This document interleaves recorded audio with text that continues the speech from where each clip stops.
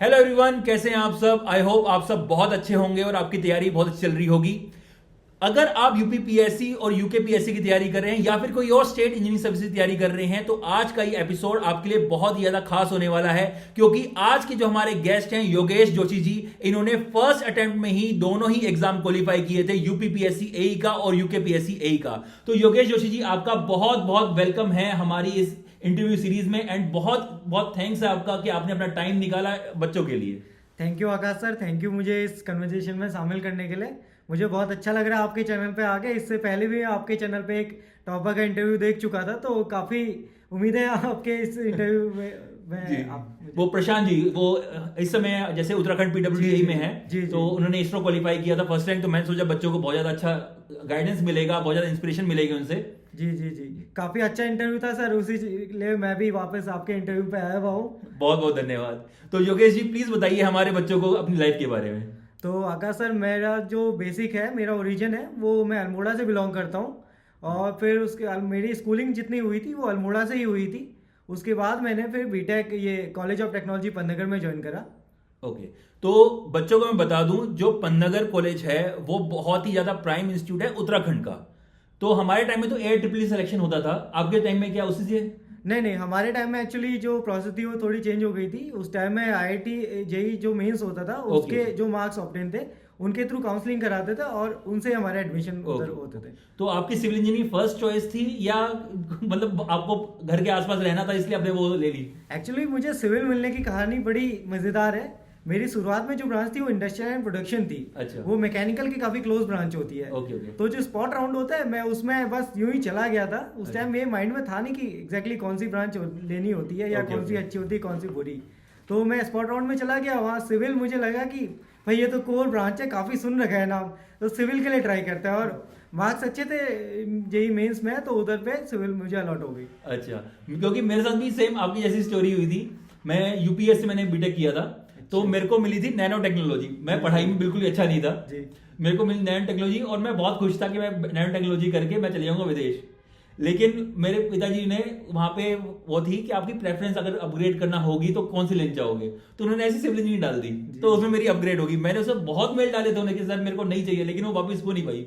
मेरे को कभी नहीं करनी सिविल इंजीनियरिंग। क्या आपका भी ऐसा कुछ सीन था? मेरा बिल्कुल ऐसा सीन था कि जो मिल गया है, पदनगर मिला है तो काफी अच्छी बात है। अच्छा, पर जैसे घर वालों ने बोला था कि भाई 3 ब्रांच तब नाम उनके सुने होते थे, civil, mechanical and electrical. Exactly, तो सिविल वहां मुझे दिखी कि भाई ये कोर ब्रांच दिख रही है तो सिविल ले लो। अच्छा अच्छा, चलो बहुत अच्छी बात है। तो आपकी कॉलेज लाइफ कैसे रही? कॉलेज लाइफ मेरी डिसेंट थी। बहुत एक्स्ट्राऑर्डिनरी तो नहीं कहूँगा, पर ये था कि पास आउट होने तक कुछ तो कॉलेज से हाथ में था। एक उधर से मेरा कैंपस प्लेसमेंट हो गया था। पर कॉलेज में एकदम डिसेंट सी लाइफ रही थी। Okay okay. तो प्लेसमेंट किस में हुआ था? मेरा जो प्लेसमेंट हुआ था वो एक सीमेंट मैन्युफैक्चरिंग की कंपनी है, प्रिज्म जॉनसन, उसमें मेरा प्लेसमेंट हुआ था। Okay okay. पैकेज वगैरह? पैकेज मेरा जो था वो 7.2 LPA था। फिर तो काफी अच्छा पैकेज लगा था। मतलब पन्नगर जिस हिसाब से नाम है, तो आई होप उन्होंने अपनी स्टैंडर्ड्स मेंटेन किए हैं वहां पर। हाँ जी हाँ जी, जो हमारी ब्रांच से हुआ था वो उस कंपनी में ऑलमोस्ट बैठी तो पूरी ब्रांच थी, पर सिर्फ 4 बच्चों का उसमें सिलेक्शन हुआ था। Okay okay. तो फिर उसमें से भी एक मैं हुआ था, तो काफ़ी अच्छा लगा। उसमें सिलेक्शन हो गई। पहले जॉब, फर्स्ट जॉब की जो फीलिंग होती है, आपको तो जो लेटर मिलता है उसकी खुशी सबसे अलग रहती है। सही बात सही बात। तो आपने उस जॉब को ज्वाइन किया? नहीं नहीं नहीं, उसके बाद फिर मेरा ये हुआ था कि जैसे मेरा बीटेक खत्म हुआ, मैं घर आया, वो लेटर तो था मेरे पास, पर ये था कि माइंड में एक मेकअप कर लिया था कि अब गवर्नमेंट जॉब की तैयारी करनी है। तो जैसे ऐसा सोचा, उसके बाद ये हो गया था कि भाई प्राइवेट से थोड़ा हटके अभी तैयारी करते हैं। ओके। तो वहीं से आपने मतलब, या तो कॉलेज से पहले आपने तैयारी नहीं शुरू करी, आपने कॉलेज के बाद सोचा कि करूंगा मैं? हाँ जी, कॉलेज में बस ये था कि भाई कॉलेज एंड होते होते अच्छा कॉलेज लाइफ गई है एकदम मजेदार। अच्छा। और उसके साथ एक प्लेसमेंट भी हो गया, तो और क्या चाहिए कॉलेज से। सही तो बात है। तैयारी का जो सोचा वो उसके बाद में ही सोचा। अच्छा अच्छा अच्छा। तो उसके बाद कहीं से आपने कोचिंग करी या फिर सेल्फ स्टडी? नहीं नहीं, मेरे जो घर वाले थे और मेरे जो फ्रेंड्स थे काफी, वो सारे कोचिंग के लिए गए हुए थे। जो मेरे घर वाले भी थे वो मुझे काफी बोलते थे कोचिंग के लिए जाने के लिए। अच्छा। पर मुझे थोड़ा जो मेरा तरीका है पढ़ने का वो ये है कि सेल्फ स्टडी से मैं पढ़ता हूँ। अच्छा। और अगर उससे पढ़ता हूँ तो ज्यादा अच्छे से समझ में आता है। जो कोचिंग में मुझे लगता है कि फाउंडेशन है काफी, और जो उनका शेड्यूल है मैं अपने आप को फिट नहीं कर पाता उसमें। तो मैं घर ही रुका और घर पे तैयारी करी। हालांकि प्रेशर बहुत था उसमें घर वालों का कि कोचिंग में चले जा, घर पे क्यों बैठा हुआ है, पर अंदर से कुछ से था कि भाई पढ़ूंगा तो कर लूंगा। यार ये तो बहुत अच्छी बात है कि बिना कोचिंग के आपने यार इतने 2 प्राइम मतलब एग्जाम निकाले हैं, बहुत अच्छी बात है आपकी। एंड जैसे आप कह रहे हैं कि आपने सेल्फ स्टडी से किया, क्या आपने मतलब बिल्कुल भी मतलब खाली, या तो कई लोग होते हैं कि नोट्स मंगवा लेते हैं, या फिर आपने बुक से ही पूरा पढ़ा, कैसे किया आपने? मैंने एक्चुअली इनका मिक्स करा। कुछ कुछ सब्जेक्ट जिससे मैक्सिमम जो थे, मुझे ऐसा था कि टाइम थोड़ा सा कम था, क्योंकि मैंने सोचा था कि गैप ज़्यादा नहीं लेना है और ज़्यादा घर पे नहीं बैठना है, तो उनके जो नोट्स होते हैं टॉपर्स के वो मंगवा लिए थे। और उसके साथ साथ जो सब्जेक्ट मुझे थोड़ा ज़्यादा डिटेल में पढ़ने होते थे, मैं उनकी बुक्स भी रेफर करता था। और जो ऑनलाइन वीडियो लेक्चर अभी हमें हर एक प्रॉब्लम पे तो मिल ही जाते हैं, जैसे आपका चैनल भी काफ़ी मदद करता रहता है, हाँ, उसी तरीके से काफ़ी लेक्चर्स भी मेरे काम आए। नहीं, ये बात तो सही कह रहे हो कि अब हमने इसी मतलब सोच से कि जो बच्चे अफोर्ड नहीं कर पा रहे हैं, मतलब आपके पास तो सर दूसरा ऑप्शन था कि आप करना नहीं चाहते थे, लेकिन कई बच्चे ऐसे भी हैं जो अफोर्ड नहीं कर पा रहे हैं, तो उनके लिए हम यहाँ पे फ्री ऑफ कॉस्ट सारे लेक्चर्स लेके आ रहे हैं। जी, यही चैनल आपका, मेरी शुभकामनाएं भी है कि ये काफी लोगों की मदद करते रहे। जी जी जी। तो उसके बाद आपने तैयारी करी एंड उसके बाद आपने गेट वगैरह का दिया या कैसे? हाँ, मैंने गेट का पेपर दिया था, और जो 2020 का गेट था उसके थ्रू मैं, उस टाइम में कोविड का भी काफी पीक चल रहा था, तो ये था कि एमटेक कर लेता हूँ, और कोविड चल रहा है तो साथ साथ में तैयारी भी होती रहेगी। अच्छा, तो आपने एमटेक भी करा? हाँ, मैंने एमटेक भी करा हुआ है। ओके, किससे? आपने एनआईटी बता रहे थे मेरे को? हाँ, जो मैंने एमटेक करा वो एनआईटी कुरुक्षेत्र से करा है। एनआईटी कुरुक्षेत्र। एक्चुअली मेरा ये मोटिव था कि नॉर्थ में ही रहना है, अभी साउथ में नहीं जाना है। तैयारी अदरवाइज मेरी काफी डिस्टर्ब होगी, उसमें इधर उधर आना जाना, ट्रैवलिंग में बहुत टाइम लगता है। हाँ, तो नॉर्थ में मैं 3 कंसिडर करे थे, MNIT Allahabad, NIT Jaipur and NIT Kurukshetra. तो जो मैंने अपने फ्रेंड्स और जो मेरे कॉलेज के टीचर्स थे उनसे सजेशन लिए तैयारी के हिसाब से, तो उन्होंने एनआईटी कुरुक्षेत्र को उसमें रिकमेंड करा, तो फिर मैंने वहाँ ट्रांसपोर्टेशन से एमटेक करा। ओके। तो वहां पे भी आपका कहीं प्लेसमेंट वगैरह कुछ बैठे थे या डायरेक्टली सीधा तैयारी? एक्चुअली मैं उधर पे फर्स्ट ईयर पे तो ज्यादा इंटर्नशिप ड्राइव पे बैठा नहीं, क्योंकि पीपीओ मिले ना मिले उसका कोई इतना भरोसा रहता नहीं है। सेकेंड ईयर में मैं प्लेसमेंट ड्राइव पे बैठा हुआ था। वो एक ड्राइव आई थी, पर उसमें मुझे लगा कि टाइम मेरा बहुत ज्यादा वेस्ट हो रहा है, और मुझे एग्जाम जो थे वो यूपीपीएससी और यूकेपीएससी उस टाइम पे दोनों साथ में थे और एकदम सर पे थे। एग्जैक्टली, दोनों साथ में आए थे। एक मैंने बड़ा रिस्क उठाया था, हालांकि मैंने उसके बारे में अपने घर वालों को नहीं बताया कि मैं प्लेसमेंट ड्राइव में नहीं बैठ रहा हूँ। मैं एक बैठ के उसके बाद मैंने बिल्कुल एकदम बंद कर दिया था। मैं कंपनी के लिए अप्लाई नहीं करता था, और घर वालों से बोलता था कि कंपनी कोई नहीं आ रही है, पर उस टाइम में अपनी जो तैयारी थी उससे भरोसा हो गया था कि भाई ऐसी तैयारी चलती रहेगी तो हो जाएगा, कोई एकदम डरने की बात नहीं है। अच्छा, तो अब आते हैं मेन मुद्दे पे कि आपने तैयारी करी कैसे, क्योंकि आप कह रहे हैं हमने सेल्फ स्टडी करी। हाँ, ये बता दिया आपने कि आपने नोट्स मंगवाए। हाँ। और आप थोड़े बहुत बुक्स वगैरह से देखा था। हाँ। अब मेरे को ये बताइए कि आपने कौन कौन से जैसे टॉपिक है, आप जो चलो आप तो पन्नागर कॉलेज से पढ़े हुए हो, आपके टीचर्स काफी अच्छे हैं। जो मतलब बेकार कॉलेज से या फिर प्राइवेट कॉलेज से पढ़ रहे हैं, वहां पे इतनी अच्छी फैकल्टी नहीं है उनके पास। हाँ। उनको तो सिलेबस भी नहीं पता कि मेरे सिलेबस में क्या क्या है। अगर मैं सोम की बात करूं, सोम की बात मेरे को नहीं पता कि सिलेबस में क्या क्या है मेरे सोम में, तो वो तैयारी कैसे करें? देखो, मैं सबसे पहले तो ये सजेस्ट करूंगा कि कोई भी अगर आप एग्जाम दे रहे हैं तो उसका सबसे पहले सिलेबस आप उठाइए, उसको अच्छे से 2-4 दिन मतलब एकदम बैठ के एनालिसिस करिए उसका। उसके बाद आपको क्लैरिटी होगी कि आपको पढ़ना क्या है। आप ऐसा नहीं कर सकते कि सारी किताबें उठा लें और आपने सब कुछ पढ़ डाला, क्योंकि ना इतना टाइम होता है और ना आप इतनी नॉलेज एक साथ रिटेन कर पाते हैं। तो आप सिलेक्टिव पढ़िए, केवल उतना पढ़िए जितना आपको एग्जाम के काम का है। और ऐसा भी होता है कि वैल्यू एडिशन के लिए भी हम पढ़ते हैं, पर वैल्यू एडिशन के लिए तब पढ़िए जब आपके पास एक्सेस टाइम हो। अगर एक्सेस टाइम नहीं है तो आप एकदम सिलेबस के साथ ही चलिए। नहीं, ये बात तो आप सही कह रहे हो, क्योंकि सिविल का सिलेबस इतना वास्ट है कि एक्सेस टाइम अगर 1 साल में क्वालिफाई करना है तो एक्सेस टाइम मिलने का कोई मतलब ही नहीं बनता। हाँ, और बहुत सारे बच्चों के साथ तो ये भी होता है, जितने भी तैयारी करते हैं, कोचिंग भी हम 1 साल तक ही जाते हैं, और जैसे जैसे हमारी तैयारी चलते जाती है, जितना लंबी हमारी तैयारी चलती है, एक मेंटल प्रेशर भी होता है। चाहे कोई फाइनेंशियली कितना स्टेबल हो या स्टेबल ना हो उतना, तो दोनों पे मेंटल प्रेशर आता है। तो जो हमारा पीक है ना, वो हमारे जो कोचिंग या जो भी हमारी तैयारी है उसके शुरू करने के 2-3 साल में ही आ जाएगा। उसके बाद आपके ऊपर प्रेशर भी बढ़ता जाएगा। आप जो एग्जाम में हर एक क्वेश्चन भी अटेम्प्ट कर रहे हैं वो उतना फ्री माइंड से नहीं कर पाएंगे। तो ये है कि भाई शुरुआत में ही काफ़ी आप एफर्ट लगाइए, और एक्सेस टाइम वैल्यू एडिशन तो आप उसके बाद देखिए।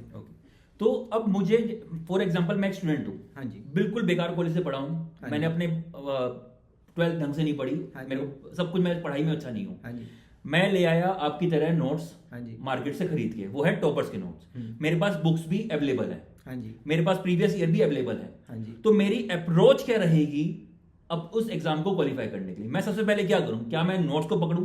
क्या मैं पहले पेपर को देखूं कि किस तरह के क्वेश्चन बने हैं, उसके बाद मैं नोट्स पे आऊं? मेरे को बताइए इस बारे में। देखिए, सबसे पहले जो मैंने करा, ये तो तैयारी में सबसे पहली बात बताऊं कि बहुत ज़्यादा सब्जेक्टिव होती है, कि पर्सन टू पर्सन बहुत ज़्यादा डिफर करती है। तो हो सकता है जैसे मुझे कोचिंग में पर्सनली मुझे लगता है कि मुझे नहीं सूट करती, मैं उतने एक फाउंडेशन में तैयारी अच्छे से नहीं कर पाता, मेरा आउटपुट उतना नहीं निकलता है। पर बहुत लोगों को ऐसा होता है कि दूसरे का पढ़ाया हुआ बहुत अच्छे से समझ में आता है, तो उनके लिए तो मैं ऐसे कोचिंग के कोई खिलाफ नहीं हूँ। पर अगर आपको कोचिंग से समझ में आ रहा है या किसी और के पढ़ाई से आ रहा है तो आप उससे करिए, अगर खुद से आ रहा है तो खुद से करिए। पर सबसे बेसिक चीज़ है, सबसे पहले आपकी जो फाउंडेशन है वो आप एक स्ट्रॉन्ग कर लीजिए। आपको बेसिक पता होना चाहिए कि क्या क्या है।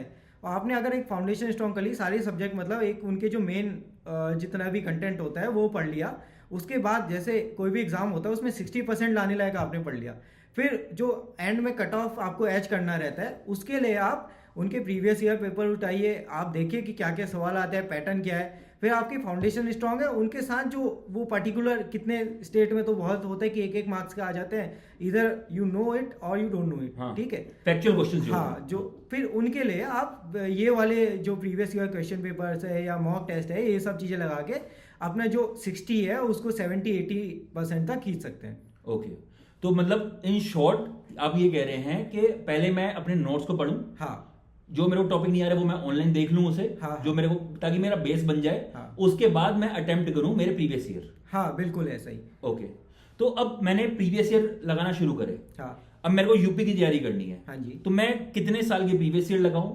क्या मैं खाली यूपी के लगाऊं या उसके आसपास जो स्टेट्स हैं उनके भी लगाऊं? कैसे करूं उसकी तैयारी? देखिए, कितने बार तो ऐसा होता है कि एग्जाम पे आप कभी ट्रस्ट नहीं कर सकते ऐसा कि पर्टिकुलर पैटर्न पे चलेगा।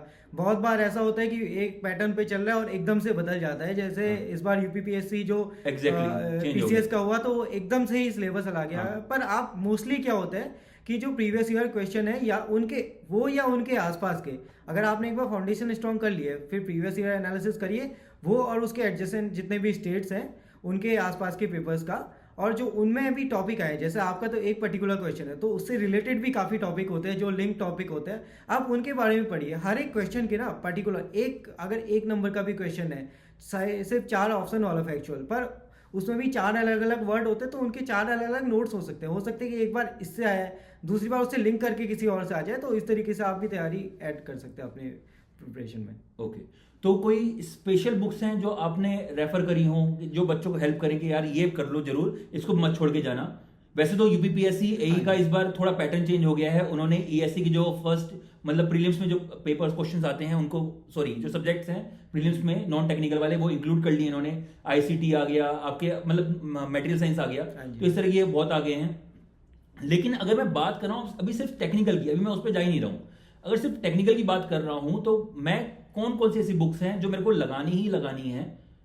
देखिए ऐसा है या फिर मेरे लिए जो पर्टिकुलर एक बुक थी यूथ कंपटीशन टाइम, उसमें मुझे बहुत ज़्यादा हेल्प करी है। मतलब मैंने उस बुक को पूरा कर लिया था, उसके बाद भी उसमें जितने सारे जो उनके आंसर्स थे उनको मैं देखता था, मुझे किसी में डाउट होता था कि भाई ये गलत है तो मैं नेट में वेरीफाई करके भी उनके बारे में मैंने यूथ कंपटीशन टाइम के पर्टिकुलर हर एक क्वेश्चन के नोट्स बनाए थे। तो करीब मेरी ढेर सारी कॉपियां तो वाईसीटी के नोट्स से ही भर चुकी थी। तो ये था कि एक क्वेश्चन के पीछे भी मैं पूरा एकदम रिसर्च करता था, देखता था कि सही है या गलत है। फिर कुछ मेड इजी की जैसे बुक्स हैं, हालांकि मेड इजी की बुक्स में गलतियां बहुत थी पर उन्होंने और ज़्यादा इंप्रूव करने का चांस दिया कि मैं उसके हर एक क्वेश्चन के लिए नेट पर सर्च करता था, और काफ़ी रिसर्च करने के बाद अगर आप कोई क्वेश्चन करो तो आपको उसके आसपास की चीज़ें भी एकदम अच्छे से पता चल जाती है। तो आपको मैं बताऊं, अगर आपने इंटरव्यू अगर पूरा देखा हो तो जो प्रशांत जी आए थे, उन्होंने भी बिल्कुल आपकी तरह सेम बताया था कि जो वाईसीटी की बुक्स हैं, अब वाईसीटी को मेरे को कोई स्पॉन्सरशिप नहीं मिली हुई है, अगर वाईसीटी ये देख रहे हैं तो प्लीज स्पॉन्सरशिप दे दो। तो किसी को हम रिकमेंड नहीं कर रहे हैं, लेकिन उसमें मिस्टेक्स बहुत ज्यादा हैं। पहले अपना बेस जो है वो स्ट्रॉन्ग बना लीजिए, क्योंकि उसमें मिस्टेक्स इतने ज्यादा हैं कि अगर आप रटने पे जाएंगे ना तो 100% का सिलेक्शन नहीं होने वाला। क्या मैं सही कह रहा हूं? बिल्कुल आप सही कह रहे हैं, और अगर आपका बेस स्ट्रॉन्ग है वही मिस्टेक्स भी ना आपको फायदा दे सकती है। जैसे अगर आप एक मिस्टेक्स को वहां पे एक मिस्टेक भी पर्टिकुलर पकड़ लें तो उसके बाद आप रिसर्च करेंगे कि भाई इसका एग्जैक्ट आंसर क्या होगा, आप उसके बेस तक जाएंगे कि ये कॉन्सेप्ट निकला कहाँ से, तो उसके चक्कर में आपके 1 नहीं 4 और 5 क्वेश्चन अलग से प्रिपेयर हो जाएंगे। एग्जैक्टली। तो आपने क्या ईएससी की तैयारी करी? आपका फोकस क्या था? मेन ईएससी था या स्टेट सर्विसेज था, क्या था? देखिए, मेरा पर्टिकुलर 2021 तक तो ऐसे कोई फोकस था नहीं। ईएससी मैंने एक ही बार अटेम्प्ट करा, पर उसके बाद ज़्यादा मेरा फोकस शिफ्ट हो गया था या तो रिसर्च की ओर या तो इधर स्टेट की ओर। तो मेरा रिसर्च में भी एक साइंस डायरेक्ट में मटीरियल्स टुडे में मेरा आर्टिकल पब्लिश है। अगर आप ऑथर के नेम पे जाएंगे तो आपको मिल भी जाएगा।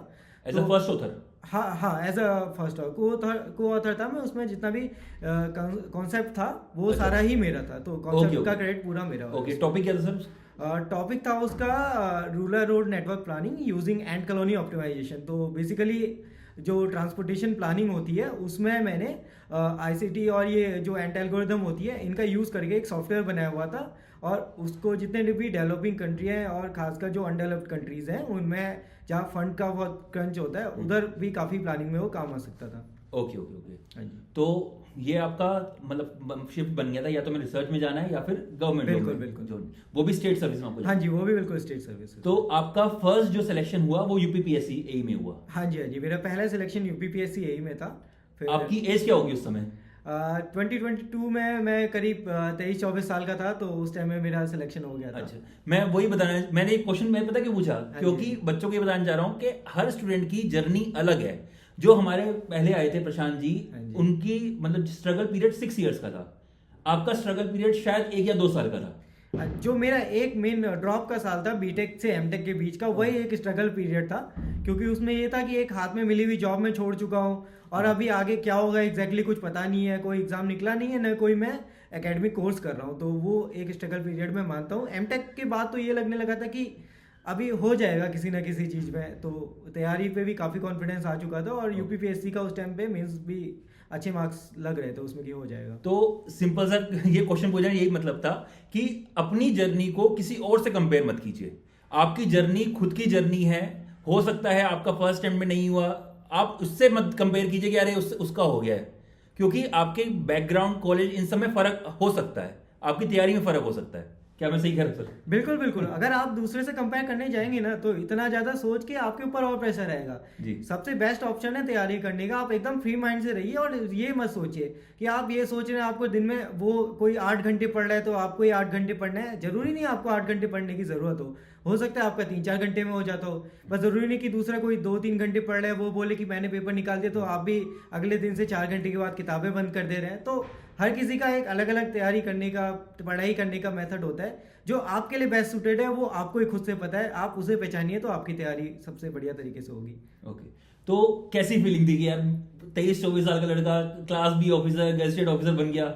एक्चुअली उस दिन जिस दिन मेरा रिजल्ट आया मुझे पहले से तो मतलब 10-15 दिन पहले तो ये पता था कि मेरा इंटरव्यू काफ़ी अच्छा हुआ है, तो इसमें मेरा सिलेक्शन तो हो जाएगा, मतलब ये अंदर से फीलिंग थी। पर मैंने ऐसे किसी को बताया नहीं था।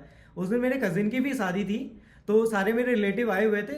ऐसे ही रहता है कि शाम को एकदम 9 बजे के आसपास, मुझे अभी भी ध्यान है, जैसे रिजल्ट आया सारे रिलेटिव एक जगह पे इकट्ठे हुए, शादी का माहौल है, और उसमें उनको पता चला कि भाई एक घर का लड़का एकदम यूपी में ऑफिसर बन गया। तो सारे रिलेटिव्स में, मम्मी पापा में, सब लोगों में एकदम बड़ी खुशी थी। मतलब आपने दूल्हा दुल्हन से लाइमलाइट छीन ली। बिल्कुल। जो अगले दिन उस दिन जो शादी थी तो जितने लोग भी उनसे मिलने आ रहे थे वो लोग भी मुझसे मिलने आए थे। अच्छा। और वो फीलिंग तो ऐसी थी कि भाई रात को भी नींद आए तो लगता था कि कोई बुला के कांग्रेचुलेट कर रहा है। ये होता है, मतलब लगातार कॉज बेकॉज होने बहुत ज्यादा। नहीं, ऊपर से हम जो मिडिल, मतलब मैं तो यही बोलूंगा मिडिल क्लास, बिल्कुल मिडिल क्लास स्मॉल टाउन जो हम लोग हैं, हमारे यहाँ बहुत अच्छा माना जाता है। अब एक गेस्टेड ऑफिसर की जॉब बहुत अच्छी मानी जाती है। और छोटे टाउन में होने का फायदा ये होता है कि वहाँ जितने लोग होते हैं सबको पता रहता है। एग्जैक्टली, हर कोई हर किसी को जानता है। शादी के बाद वापस भी आओ तो भाई पूरे रास्ते से सब लोग बधाई देने लगते हैं, तो काफी अच्छी फीलिंग रहती है, एकदम वार्म फीलिंग जो बोलते हैं वो रहती है। और ऊपर से आपने अभी वो डिबेट सुना भी होगा 70 आवर्स का काम करने का, कॉर्पोरेट 90 आवर्स का काम कीजिए। तो मेरे ख्याल से भले ही बोलते हैं कि यार गवर्नमेंट जॉब कम से, कंपटीशन बहुत ज्यादा यूट्यूबर्स आ गए हैं, क्यों लगे पड़े हो गवर्नमेंट जॉब में, पर मेरा ये मानना है कि अगर आपका सचमुच एम है गवर्नमेंट जॉब करना तो यार तैयारी मत छोड़ो, क्योंकि लाइफ एकदम से ओवरटर्न हो जाती है। आप एक अभी बच्चे हो या फिर अगर स्ट्रगल कर रहे हो, एकदम से आप ऑफिसर बन जाते हो, तो यार लेवल तो है इस जॉब में, बहुत ज्यादा फर्क पड़ता है। गवर्नमेंट जॉब पर्टिकुलरली कोई पैसे के लिए नहीं करता है, एक प्रेस्टीज भी होता है गवर्नमेंट जॉब के साथ। और एक पब्लिक सर्विस का अगर आपको मन है, कभी भी ये देखा है कि भाई समाज के लिए भी कुछ करना है, अपने लिए नहीं करते हैं। देखिए मोटिव दोनों जॉब का अलग अलग है। जो प्राइवेट जॉब होती है वो सिर्फ प्रॉफिट पे फोकस्ड होती है, गवर्नमेंट जॉब प्रॉफिट से बहुत अलग है, उनके फंडामेंटल्स ही डिफरेंट है। तो अगर आपको ऐसा नहीं कि प्राइवेट जॉब खराब है भाई, अगर कोई प्रॉफिट के लिए जा रहे हैं तो वो खराब है, पर गवर्नमेंट जॉब में अगर आपको प्रॉपर पब्लिक सर्विस करनी है तो वैसा आपको कहीं मौका और जगह नहीं। एग्जैक्टली, जॉब कोई खराब नहीं है, बस आपकी प्रायोरिटीज होनी चाहिए कि आपको क्या चाहिए लाइफ में। हाँ जी, बिल्कुल बिल्कुल। नहीं, सही है। अब वापस आते हैं कि आपने YCT से क्वेश्चंस लगा लिए। जी जी जी। उन क्वेश्चंस को अब मैं अरेंज कैसे करूं कि मतलब मेरे को कुछ क्वेश्चंस डिफिकल्ट लग रहे हैं, मेरे को डाउट आ रहे हैं, मैं कैसे उसको सॉल्व करूं, क्योंकि उसमें मिस्टेक्स बहुत ज्यादा है। वाह, हाँ जी। तो मैं उसको कैसे सॉल्व करूं?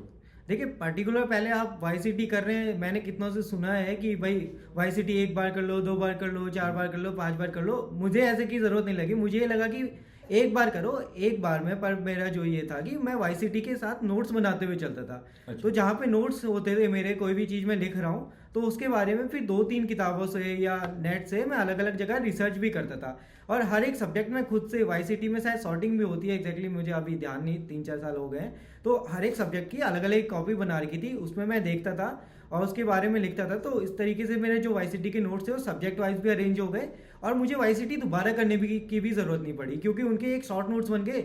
मुझे कहीं भी कोई भी चीज़ रेफर करनी होती थी मैं अपने नोट से देख के कर लेता था, और उसमें ये गारंटीड थी कि भाई इसमें अब मिस्टेक्स नहीं होंगी, ये जो भी मैंने लिखा है ये 3-4 जगह रेफर करके लिखा है तो ये चीज़ सही भी होगी। तो मिस्टेक्स भी एलिमिनेट हो गई और एक प्रॉपर अरेंज भी हो गई वो सिस्टमेटिक तरीके से। अच्छा, मतलब आपने क्वेश्चन सॉल्व किए, हाँ जी। जो फर्स्ट अटेम्प्ट में हो गए वो तो हो ही गए। हाँ, और जो फैक्चुअल चीजें हैं हाँ, वो आपने लिखना शुरू करा अपनी मतलब सब्जेक्ट वाइज नोटबुक में। हाँ हाँ, बिल्कुल बिल्कुल। आपने फिर वही रिवीजन बार बार किया। हाँ, वही रिवीजन करा, उन्हीं के शॉर्ट नोट्स बनाए और जो ये रहते हैं चिट्स रहते हैं, ये सारी चीज़ें बना के। तो ऐसा कि जो चीज़ें पर्टिकुलर याद करने की है, जैसे जो वाटर कंटेंट रहता है, कंक्रीट के लिए अलग अलग ग्रेड रहता है, सीमेंट रिक्वायरमेंट रहती है, वो चीज़ें आप कहीं से ऐसा नहीं कि आप निकाल सकते हैं, वो चीज़ें भाई याद करने की है। कोड में अगर वैसा प्रोविज़न है तो उनको लिख लिया, और जो चीज़ें कंसेप्चुअल है उनके बारे में पढ़ा कि कैसे होता है। जहाँ जहाँ जिन क्वेश्चंस में मैं फंसा या जो मुझे लगा कि ये गलत है तो मैंने उनको पर्टिकुलर उनके बारे में रिसर्च करके एक कॉपी में कंपाइल करके उन्हीं को अपना रेफरेंस बनाया आगे की तैयारी के लिए, ताकि मुझे अगले भी कोई मैं एग्जाम दूं तो ऐसा नहीं हो कि मुझे 2 भारी भरकम बुक लगानी हो। मुझे एक छोटा सा कॉपियों का अपने नोट्स का सेट लगाना है और उन्हीं से मैं कोई भी एग्जाम के लिए रिवाइज कर सकता हूँ। अच्छा, तो इससे आपका टाइम बहुत बच गया। हाँ, ये मेरा टाइम सेविंग था और इससे ही मुझे एक्चुअली जॉब के साथ उत्तराखंड का भी प्रिपेयर करने में बहुत ज़्यादा फायदा हुआ। अच्छा अच्छा, ओके। अब एक चीज़ और पूछनी है मेरे को। हाँ जी। जैसे YCT जो है वो खाली प्रीवियस ईयर की कॉम्बिनेशन ही है। हाँ हाँ हाँ, ठीक बिल्कुल। है, क्या इसके अलावा कोई और बुक भी आपने लगाई?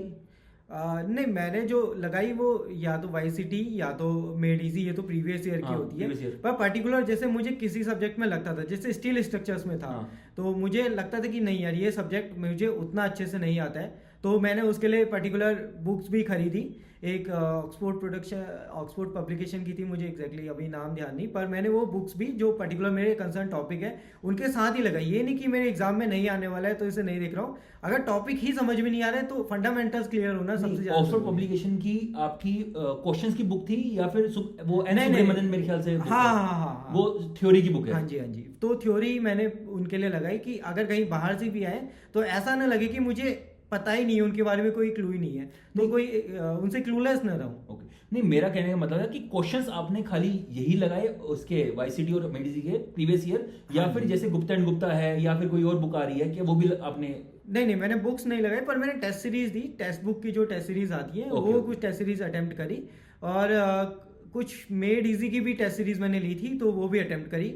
उनसे भी मेरा सिमिलर ही था, जो उनके आंसर्स होते थे तो मैं उनका जो एक्सप्लेनेशन आता था उसे भी अच्छे से पढ़ता था। अगर कहीं पे कोई गलती लगे तो 2-3 जगह रेफर करके उनके भी नोट्स अलग से बनाए हुए थे मैंने। तो आपने अभी टेस्ट सीरीज की बात करी। हाँ जी। अब टेस्ट सीरीज को मैं अटेम्प्ट कैसे करूं, क्योंकि कई बच्चे मेरे से पूछते हैं सर मैंने टेस्ट सीरीज जो है एंड में मैं करूंगा, पहले मैं पूरा सिलेबस निपटा लूं उसके बाद मैं टेस्ट सीरीज करूंगा। और कई बच्चे जो हैं वो जैसे एक मतलब उन्होंने सब्जेक्ट या एक चैप्टर निपटाया, हाँ जी, या फिर एक सब्जेक्ट निपटाया तो उन्होंने तुरंत उसके बाद उसको टेस्ट सीरीज को लगाया। तो ये कैसे लगानी टेस्ट सीरीज? देखिए, मेरा जो टेस्ट सीरीज अटेम्प्ट करने का तरीका है वो पहले ऐसा है कि मैं कोई भी अगर बड़ा टॉपिक शुरू कर रहा हूँ तो उससे पहले जो उसके एक मॉक होता है एक आध में पता लगा लेता हूँ कि मुझे पता चले एक्चुअल में मेरी नॉलेज का लेवल कहाँ पे है और फिर एंड में जाके मैं उसके लगाता हूँ। बीच वाले पार्ट में अगर मैं कोई टॉपिक या कोई बड़ा सब्जेक्ट कर रहा हूँ तो बीच में उसके कोई नोट्स नहीं लगाता हूँ। शुरुआत में एक लगाता हूँ कि मेरा अभी करंट लेवल कहाँ पे है, और फिर सीधा मैं जब मेरा सिलेबस कंप्लीट हो जाता है उसके बाद मैं उसके शॉर्ट नोट्स वगैरह सारी रिवाइज कर लेता हूँ। एंड में लगाता हूँ, पहला ओपन बुक लगाता हूँ, दूसरा फिर फैक्ट के साथ सारा क्लोज बुक और खुद से ही लगाता हूँ। तो मुझे पता चलता है कि मैंने शुरुआत में मैं कहाँ पर था, अभी मैंने इंप्रूव कहाँ कहाँ पे करा है और मुझे कहाँ पे इंप्रूव करने की अभी ज़रूरत है। ओपन बुक मतलब कि आपने जो नोट्स बना रखे हैं, हाँ जी। आप अपने सामने खोल के रखते हैं। हाँ जी। आपने सामने टेस्ट सीरीज चलाई। हाँ जी। आपने जितना हुआ, बाकी आप देख रहे हैं नोट्स में कि वो चीज नोट में है या नहीं है। हाँ जी, हाँ जी। उससे मेरे जो नोट्स की क्वालिटी है वो भी मुझे पता चल जाती है Exactly. वो कैसी बनी हुई है। हाँ एग्जैक्टली। और कुछ अगर उसमें कुछ नया आया वो तुरंत नोट्स में हाँ, वो उसको भी मैं ऐड करता हूँ। तो उसके लिए भी मैंने एक पर्टिकुलर अलग से नोट्स की कॉपी बनाई थी। जितने भी मेरे को टेस्ट सीरीज में कुछ या तो ऐसे क्वेश्चन आ जाते थे, अगर किसी में मुझे पता नहीं चल रहा है कहाँ से है, तो उनके लिए पर्टिकुलर कि ये कुछ भी चीज मतलब मिस नहीं होनी चाहिए मुझसे। ओके। तो मतलब आपने टेस्ट सीरीज को ही एज अ सोर्स बना लिया पढ़ने का। हाँ जी, हाँ जी। आपने टेस्ट सीरीज को खुद को चैलेंज करने के लिए जैसे बच्चे कई लोग होते हैं, मैं तो नहीं मेरे को तो फुल फर्स्ट रैंक चाहिए। आपने सिर्फ एक देखा कि मैं किस तरीके से इस टेस्ट सीरीज को एनालाइज करके इससे ही नॉलेज गेन कर लूं। हाँ जी, हाँ जी। मैं टेस्ट सीरीज में कभी भी अपने मार्क्स ऐसे कंपेयर दूसरे से नहीं करता था। अच्छा। अपने ही खुद के मार्क्स देखता था कि कितने मेरे आए हैं, मेरा नॉलेज का लेवल क्या है, कितने की मुझे जरूरत है। ऐसा नहीं कि भाई कोई फर्स्ट रैंक आ गया अगली बार मुझे इसमें फर्स्ट रैंक लाना है, और पर्टिकुलर उससे जो मैं गेन कर पा रहा हूँ। तो मैं कोशिश करता था कि हर एक टेस्ट जो मैं अटेम्प्ट कर रहा हूँ उससे कुछ ना कुछ मैं गेन करूँ, मतलब मेरे नोट्स में कोई वैल्यू एडिशन हो या मेरी नॉलेज में कोई वैल्यू एडिशन हो उससे। अच्छा, तो आपने मैक्सिमम टेस्ट सीरीज कौन सी लगाई, टेक्स्ट बुक की या मेडिसी की? देखिए यूपीपीएससी के लिए जो मैंने लगाई थी उस टाइम पे मैंने मेड इजी की लगाई थी। Okay. और जो उत्तराखंड के लिए मैंने लगाई थी वो मेड इजी की और इसकी टेक्स्ट बुक की दोनों की लगाई हुई थी। अच्छा, तो कौन सी बेटर है? एक्चुअली आपको दोनों ही अटेम्प्ट करनी चाहिए। आप जितनी अलग अलग डाइवर्सिफाई करेंगे तो उतने ज़्यादा आपका जो क्वेश्चन भी है, स्कोप भी है अलग अलग, दोनों का टेस्ट बनाने का तरीका अलग अलग है। हाँ। तो आप पर्टिकुलर एक उसमें नहीं रहेंगे कि अगर आपके इस तरीके के क्वेश्चन आए तो ही आप कर पा रहे हैं, और दूसरे तरीके के आए तो आप उसमें फंस जा रहे हैं। तो आपको अपना जो स्कोप है वो भी थोड़ा वाइड रखना पड़ेगा। ओके। तो ये हमारी टेस्ट सीरीज भी, हमारा पॉइंट जो जनरली होता है हाँ जी। बच्चों में, वो हमने यहाँ पे कवर कर लिया है। जी। उसके जैसे आप जब यूपी में गए, हाँ जी। आपको कौन सा डिपार्टमेंट मिला था? मुझे UP housing and development board मिला था। अच्छा, पोस्टिंग कहाँ थी आपकी? मेरी पोस्टिंग शुरुआत में मैं 2 महीने लखनऊ रहा था। अच्छा। उसके बाद मेरी जो पोस्टिंग थी वो मुरादाबाद में रही थी, पर शुरुआत के 3 महीने के लिए मुझे एक स्पेशल पोस्टिंग में जो लीगल कंस्ट्रक्शन होता है उसके लिए गाजियाबाद अटैच करा था। Okay. तो 3 महीने करीब मैं गाजियाबाद रहा, और उसके बाद गाजियाबाद से एक्चुअली मैंने यूकेपीएससी का जो एग्जाम था वो अटेम्प्ट करा था छुट्टी लेके, और उसके बाद फिर मैं मुरादाबाद आ गया था। वहां से रिजाइन देने तक मैं मुरादाबाद रहा। अच्छा, तो यहाँ पे एक थोड़ा सा out of the context question जा रहे हैं, क्योंकि बच्चों के मैंने कुछ क्वेश्चन पूछे थे। जी। तो आपकी लाइफ मतलब एज ऑफिसर क्या थी, मतलब यूपी में जब आप एई बने, हाँ जी। मतलब वहां पे वर्कलोड क्या था? क्या वहां पे जो बोलते हैं कि गन कल्चर वगैरह ये सब चीजें, क्या सब कुछ है कि वहां पे डर का माहौल है कि यार के एई को कोई भी ठोक के चले जा रहा है? तो ऐसा कुछ है या ऐसी अफवाहें वाली बड़ी हैं? देखिए ये सब जो चीजें बोलते हैं यूपी के बारे में, ये सारी तो मुझे अफवाहें लगी। अच्छा। अगर आप पर्टिकुलर उस स्टेट के हैं तो मुझे लगता है कि उसमें वर्क लाइफ बैलेंस आपका बहुत अच्छा था। अच्छा। आपको कोई अननेसेसरी प्रेशर नहीं था, ना ही पॉलिटिकल प्रेशर, ना ही एडमिनिस्ट्रेटिव प्रेशर। अगर आप अपनी पर्टिकुलर जो भी एक्ट में आपके दायरे दिए हुए हैं उनके अंदर काम करते हैं तो आपको अथॉरिटी भी काफी थी। जो एक आप बोलते कि भाई ऑफिसर है तो ऑफिसर के पास पावर रहनी चाहिए, तो आपके पास इतनी भी पावर थी कि आप किसी के भी सिटी में कोई गलत काम कर रहा है, लीगल कंस्ट्रक्शन कर रहा है, तो उसका नोटिस काट के उसका प्रॉपर डिमोलिशन तक ड्राइव चलवा सकते हैं। जो हम जेसीबी देखते हैं हाँ, ये भी अच्छा। काफी उधर पावर अच्छा, थी। अच्छा। पर ये था कि आपको अपने दायरे में रहना है, और लोग भी काफी रिस्पेक्ट करते थे वहां पे। ऐसा नहीं कि लोग जा रहे हैं तो कुछ भी आपको बोल रहे हैं। अगर आप वहाँ ऑफिसर हैं तो आपको ऑफिसर वाली इज्जत भी मिलती थी। उधर मेरे पास 2 डिस्ट्रिक्ट थे, मुरादाबाद और बिजनौर। तो दोनों डिस्ट्रिक्ट में जितना भी हमारा नोटिफाइड एरिया था एक्ट के थ्रू, तो उनको जितना भी था वो अकेला मैं देखता था, डिवीजन का सिंगल ही होने के लिए। ओके। तो आपने फिर शिफ्ट क्यों किया यूपीएई से यूके में, उत्तराखंड एई में? एक्चुअली पहले जब मैंने उत्तराखंड का एग्जाम दिया था तब तो यही था कि भाई उत्तराखंड जाना है। पर जब यूपी में मैंने काम करा तो वहाँ भी काफ़ी अच्छा वर्क कल्चर लगा। जो मेरा स्टाफ थे, जो मेरे सुपीरियर थे, वो भी काफ़ी सपोर्टिव थे। तो जब मेरा उत्तराखंड का रिजल्ट आया तो मैं 2-3 महीने काफ़ी सोचा मैंने। मेरे जो कज़न है एक, वो अभी आईटीबीपी में कमांडेंट है, तो उनसे भी काफ़ी कंसल्ट करा।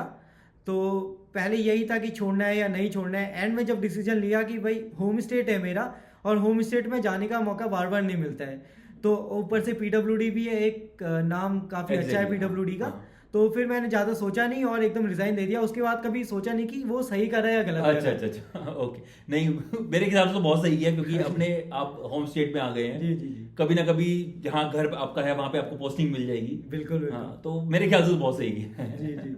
बाकी हर किसी का मतलब अपना अपना ओपिनियन हो सकता है। कई हाँ। बच्चे कमेंट में कुछ ना कुछ लिखेंगे ही। जी देखिए, मेरे खुद के जितने रिलेटिव है उनका भी ऑलमोस्ट 50-50 ओपिनियन था। अगर एक कोई कुछ कह रहे हैं तो दूसरा सजेशन कहते थे कि भाई रिजाइन मत दो, तीसरे बोल रहे हैं रिजाइन दे दो। तो काफी बिल्कुल एंड तक मैं काफी सोचने में लगा था, पर एंड में जाके डिसीजन कर लिया था। तो फिर उसके बारे में दोबारा कभी नहीं सोचा आज तक। ओके, तो अब एक क्वेश्चन है कि नॉन टेक को कैसे कवर करें। जो इसमें एक तो आता है 50 नंबर का आपका जीके, जी। और अब शायद मैंने दोबारा उसका देखा नहीं पैटर्न, जीके आता है और आपका हिंदी आता है जी।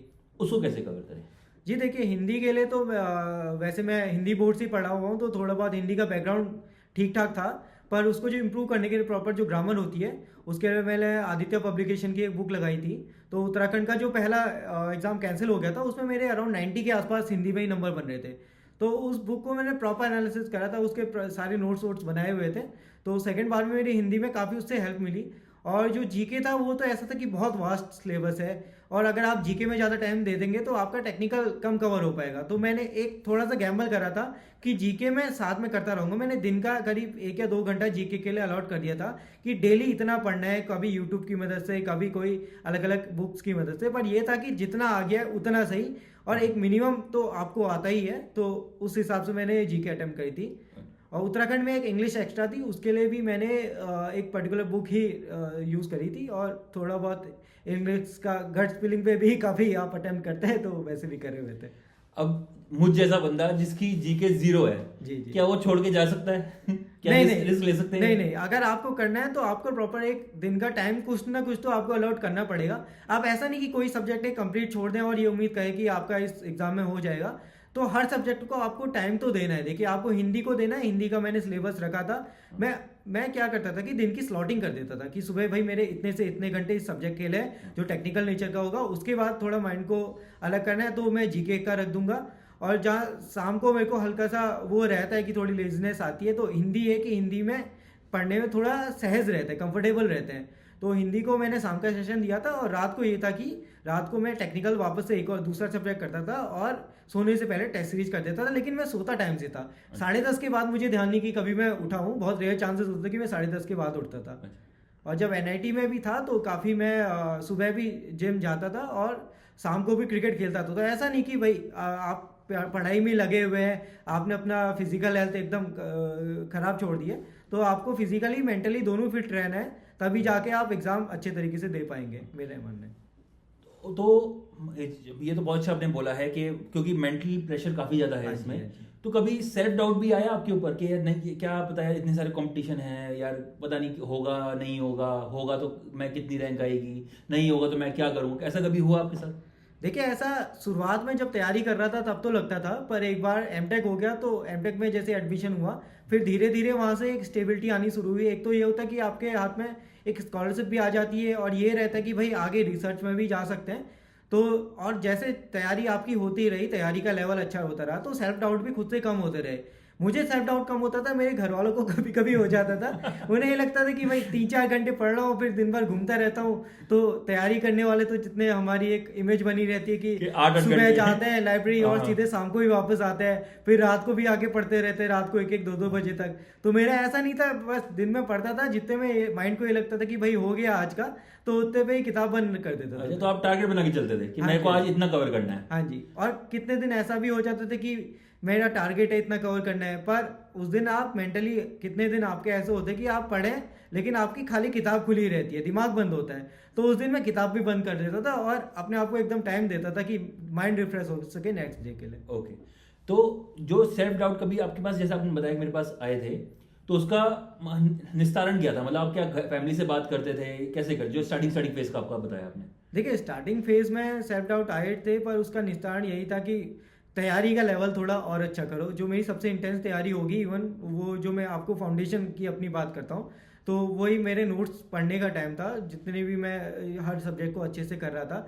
पर एक बार जैसे गेट का पेपर हुआ तो लगा कि भाई कुछ ना कुछ तो मिल जाएगा और ठीक ठाक मिल जाएगा। तो वो 6 महीने के पीरियड के बाद सेल्फ डाउट भी धीरे धीरे कम हुए और एमटेक के बाद तो एकदम काफ़ी क्लियर हो गया था माइंड। तो आपकी क्या मतलब दोस्त वगैरह भी साथ में तैयारी कर रहे थे? मतलब क्योंकि मेरा ये मानने का मतलब क्वेश्चन ये जानना है कि अगर मैं एमटेक में घुस गया हूँ, हाँ जी, तो एमटेक की खुद की अपनी पढ़ाई है, हाँ जी, तो मैं साथ में तैयारी कैसे करूँ? और अगर तैयारी करूँ तो मैं ग्रुप में बैठ के पढ़ूँ या कैसे करूँ मैं? देखिए मेरे जो फ्रेंड थे काफ़ी उनको ग्रुप स्टडी की आदत थी या लाइब्रेरी में जाके स्टडी करने की आदत थी। मेरा थोड़ा पढ़ने का तरीका अलग था। मेरा ये था कि भाई ग्रुप केवल घूमने के लिए है, जो मैं अपनी तैयारी करूँगा वो एकदम एकांत में बैठ के करूँगा।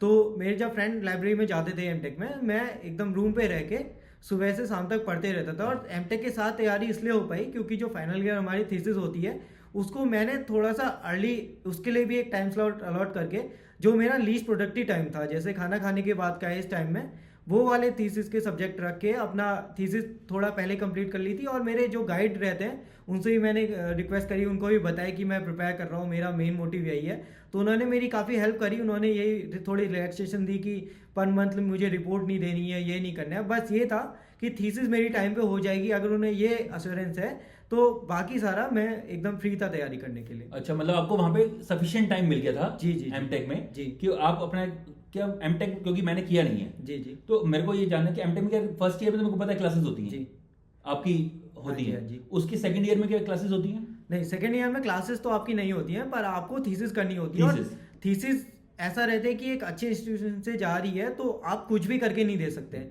वो जब तक आपके अच्छे लेवल की नहीं है, उस पर आपने 1-2 कॉन्फ्रेंसेज नहीं करी है या रिसर्च पेपर पब्लिश, तो चलिए वो काफ़ी कम होता था, पर कॉन्फ्रेंसेज ज़रूरी होती थी। और जो कंटेंट भी है वो भी ऐसा नहीं कि आपने चैट जीपीटी से उठाया और लिख दिया। तो प्लेगरिज्म फ्री भी होना चाहिए और उसमें आपका जो कंटेंट है वो भी अच्छा होना चाहिए। तो उसके लिए भी आपको एफर्ट तो डालना पड़ता है। ऐसा नहीं कि बिना एफर्ट के आपको डिग्री अवार्ड कर देंगे, क्योंकि मेरे साथ में ही मेरे फ्रेंड की डिग्री 6 महीने इसी चक्कर में रोकी हुई थी। ओके, मतलब आपको पूरा थीसिस वगैरह ऑब्वियसली वो सबमिट करना पड़ेगा। ओके ओके ओके, तो ये तो बहुत आपने बहुत अच्छा बताया है। तो हमारा आपने बुक्स के बारे में बता दिया है, आपने हमें टेस्ट सीरीज के बारे में बता दिया है जी। अब फाइनल ये आता है कि लास्ट जो मेरा टाइम है एग्जाम का जी, उससे पहले मैं क्या करूं? मैं इतना जो भी मैंने नोट्स भी बना दिए हैं, मैंने अलग नोटबुक में भी लिख दिया है, मैं सब कुछ एक साथ कंपाइल कैसे करूं और दिमाग में कैसे फिट करके लेके जाऊं? देखिए जो मैं पहले बता रहा था कि मैं नोट्स बना देता हूँ, तो आपके जो नोट्स बनते हैं पहले वो बहुत वास्ट होते हैं। फिर आप उन नोट्स को ही जब स्टडी करते हैं धीरे धीरे वो कंप्रेस होते जाते हैं। तो आप ज़रूरी चीज़ें वो नोट कर लेते हैं और बाकी काफ़ी चीज़ें तो आपके माइंड में रिटेन रहती हैं। और एंड में जब जाके मैंने पर्टिकुलर अपने नोट्स 4 या 5 कॉपी में कंप्रेस कर लिए हुए थे हर सब्जेक्ट की, जैसे 4-5 सब्जेक्ट की क्लब करके एक कॉपी है, और जो मैं आपको वाईसीटी की बता रहा हूँ उनकी जो ज़्यादा कॉपियाँ बनी हुई थी उनकी भी एक कर ली थी, और इस तरीके से मेरे जितने भी शॉर्ट नोट्स थे उनकी भी एक कॉपी कर ली थी। तो उसे एंड में जाके मैं सिर्फ वही पढ़ता था, और जो एग्ज़ाम से पहले के करीब 1 महीना पहले आ रहा था मैं अपनी तैयारी हल्की सी डाउन कर लेता था। जितने भी मेरे स्टडी आवर्स हैं उनको थोड़ा कम कर लेता था कि ताकि एग्ज़ाम के टाइम मैं अपने आप को थोड़ा ज़्यादा पुश कर पाऊँ। ऐसा ना हो कि एग्ज़ाम के टाइम मुझे मेरा दिमाग थका हुआ हो या कोई मेंटल फटीग हो, तो मैं हल्का सा रिलैक्स देता था दिमाग को। फिर जो एग्ज़ाम के पहले के करीब 20 दिन होते, मतलब नोट्स पे आपको डिपेंड करता है कि आपके जो कंप्रेस नोट्स हैं आप उनको कितने दिन में कवर कर पाएंगे। तो उसी हिसाब से मैं एंड में अपने आप को थोड़ा ज़्यादा पुश करता था। जैसे जितना मैं पढ़ रहा हूँ उससे करीब 1 या 2 घंटा बढ़ा के डेली में, और सोने का टाइम भी थोड़ा कम कर दो, और आपका जितना अनप्रोडक्टिव टाइम है उसे हटा दो। तो उन्हीं से मैं एंड में जाके एक जो फाइनल पुश कहते हैं वो करता था। अच्छा, मतलब 1 महीना पहले थोड़ा डाउन कर दिया जी, और जी। एग्जाम के आसपास आपने फाइनल पुश दे दिया। जी बिल्कुल बिल्कुल। ओके ओके ओके, ये आपने बहुत अच्छा। तो फाइनली मतलब कि मेरे जितने भी नोट्स हैं तो आपने उसके नोट्स के भी नोट्स बनाए? हाँ जी हाँ जी हाँ जी। तो जो फाइनल जो आपके शॉर्ट नोट्स बने जी, वो कैसे बनाए आपने? जी देखिए आपके कितने टॉपिक तो ऐसे होते हैं कि जैसे शुरुआत में आपने उनके नोट्स बना लिए, पर आप उनको कहीं ना कहीं दोबारा तीसरी बार ऐसे पढ़ते जाते हैं तो वो रिटेन होते जाते हैं। तो आप जब दोबारा अपने नोट्स को पढ़ेंगे तो आपको सारे, पहले तो आपको बहुत अननोन्स दिख रहे थे, पर जैसे जैसे जितनी बार अपने नोट्स को पढ़ते जाएंगे आपको अननोन्स कम होते जाएंगे। तो हो सकता है पहले आपको 4 पेज में ऐसा हो सकता है कि 3 या 4 टॉपिक पूरे अननोन्स दिख रहे हो, फिर अगली बार में आप उसको पढ़ेंगे वो कम होते जाएंगे। धीरे धीरे आपके जो नोट्स हैं ना वो भी कंप्रेस होते जाएंगे। 4 कॉपी की आपकी 1 कॉपी बन जाएगी। इसी तरीके से मैंने कंप्रेस करा था बार बार अपने नोट्स को पढ़ के। ओके, तो शॉर्ट नोट्स बनाने का कोई स्पेशल तरीका है खाली, या बस जो मेरे को यार मतलब फैक्चुअल चीजें मिल रही हैं या जो चीज मैं याद नहीं रख रहा हूँ सिर्फ वही लिखना होता है? नहीं, उनका मेरा तरीका तो ये था कि मैं अपने नोट्स को ही रिवाइज करता था, या जो इवन जो मेरे बाहर के इनपुट है जैसे कि टेस्ट सीरीज है या कोई अदर बुक्स में अगर नहीं ले लेता हूँ तो उनसे जो चीज़ें मुझे डिफिकल्ट लगी हैं, स्पेशली अपने नोट्स में जो ऐसा होता है कि आपको एक चीज़ एक ही बार प्रॉब्लम देती है, वो बार बार नहीं देती है, पर जो एंड में भी जाके जो चीज़ आपको टफ लगती जा रही है तो उसको मैं नोट कर लेता था, चाहे वो फैक्चुअल हो चाहे वो कंसेप्चुअल हो। अच्छा, ओके ओके। तो आपका बहुत बहुत धन्यवाद है Thank कि आपने अपना टाइम दिया, बच्चों को एक एक चीज बताई। बस एक लास्ट और क्वेश्चन है कि बच्चों को प्लीज ये गाइड कर दीजिए कि अब जो सिलेबस चेंज हुआ है कि जो नॉन टेक्निकल पोर्शन ऐड हो गया है वो कहाँ से कवर करें, क्योंकि वो रिसेंटली अभी ऐड हुआ है और वो ईएससी का ऑलमोस्ट सिमिलर है। देखिए नॉन टेक्निकल पोर्शन तो अभी मैंने भी उसका देखा नहीं है, क्योंकि मैं इंजीनियरिंग के एग्जाम अब इतना फॉलो कर नहीं रहा हूँ, तो पर फिर भी मेरा ये है कि आप दिन का कुछ आवर्स तो अलॉट कीजिए उसको, और कुछ यूट्यूब में जैसे पीसीएस की जो तैयारी कराते हैं आप उनको देख सकते हैं, करंट अफेयर्स आप देख सकते हैं, और पर्टिकुलर एक आप ऐसा तो नहीं कर सकते कि भाई आपको पॉलिटी पढ़नी है और आपने लक्ष्मीकांत उठा ली, तो आपका खुद के जो मेन टॉपिक है, जो आपके मेन मार्क्स आपको देते हैं टेक्निकल, वो आपके कवर नहीं हो पाएंगे। तो आप उनके एक पर्टिकुलर जो उनको शॉर्ट्स में लिखे रहते हैं जैसे लूसेंट है या इस तरीके की बुक से कर सकते हैं कि आपका वो भी आपको एटलीस्ट बेसिक पता होने चाहिए कि हमारी हिस्ट्री, पॉलिटी, जो गवर्निंग सिस्टम है वो काम कैसे करते हैं। और उसके साथ साथ आप करंट अफेयर्स ऐसा है कि भाई सुबह कर लीजिए या शाम को कर लीजिए, उनको भी करते रहिए, तो आपका धीरे धीरे इम्प्रूव होगा। वो ऐसा नहीं कि आप एक ही बार में सारे रिटेन कर जाएंगे, आप एग्जाम दर एग्जाम उस चीज़ को आगे बढ़ाते रहेंगे। इसमें बस मैं एक पॉइंट ऐड ऑन करना चाहूंगा, क्योंकि मैंने वो सिलेबस उनका देखा है। जी। तो आप ईएससी के जो नोट्स वगैरह है उसको देख लीजिए और साथ ही साथ उनके प्रीवियस ईयर देख लीजिए। एक और चीज, गुजरात का पेपर एग्जैक्टली सेम पैटर्न का है ईएससी का, तो आप वो भी देख सकते हैं। प्रीवियस ईयर अभी हुआ है उसका, कुछ टाइम पहले भी हुआ है और 2 साल पहले भी हुआ है, तो प्लीज उसको भी देख लीजिए। और स्टेट सिलेबस और चेक कर लीजिए दूसरे एग्जाम्स का कि जिसमें ये सेम आपका मैच कर रहा है, तो आपको कई क्वेश्चन सिमिलर मिल जाएंगे। ठीक है सर, आपका बहुत बहुत धन्यवाद। थैंक यू आकाश सर, मुझे होस्ट करने के लिए। उम्मीद है कि आपके चैनल पे और आते रहेंगे आगे। जी, मैं चाहूंगा कि आप यहाँ पे आए और बच्चों को प्लीज गाइड करें फ्यूचर में। Thank you Akash sir. अभी इंटरव्यू सेशन होगा, मैं आपको प्लीज दोबारा मैं चाहूंगा आप यहाँ पे आए और बच्चों को प्लीज गाइड। बिल्कुल, जैसे आप बुलाएंगे तो हम जरूर आएंगे। जी, बहुत बहुत धन्यवाद। Thank you Akash sir.